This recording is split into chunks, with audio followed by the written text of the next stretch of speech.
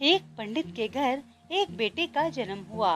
घर में खुशियों का माहौल था, लेकिन ये खुशी ज्यादा दिन टिक नहीं पाई। जब पंडित जी ने बेटे की कुंडली देखी तो उनके हाथ कांपने लगे। उन्होंने देखा उस बच्चे की उम्र सिर्फ 8 साल लिखी थी। पत्नी ने जब सच जाना तो वो फूट फूट कर रोने लगी। मेरे 4 बच्चे पहले ही मर चुके हैं, मैं इसे नहीं खो सकती। पंडित जी ने बहुत सोचने के बाद कहा, एक ही उपाय है।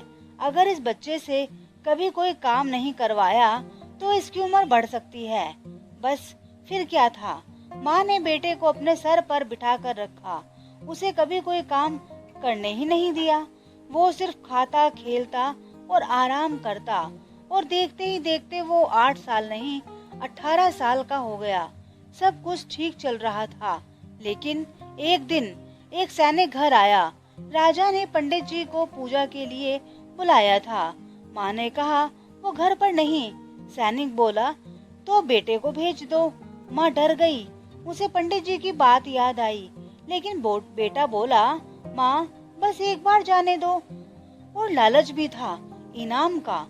माँ ने सोचा एक बार जाने से क्या होगा, और यही उसकी सबसे बड़ी गलती बन गई। बेटा गया, उसने बहुत अच्छे से पूजा करी।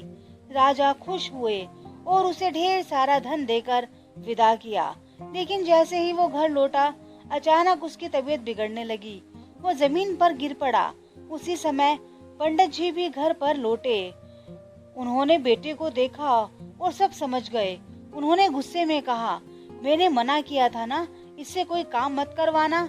माँ रात रोते हुए बोली, वो राजा के यहाँ पूजा करने के लिए गया था।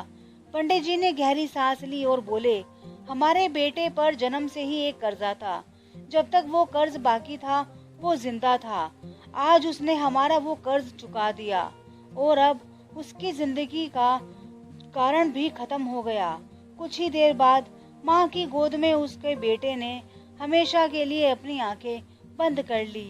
कभी कभी किस्मत को बदलने की कोशिश ही सबसे बड़ी गलती बन जाती है।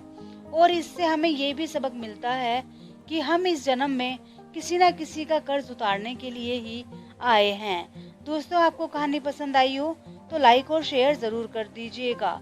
और हाँ, साथ ही चैनल को सब्सक्राइब भी कर दीजिएगा।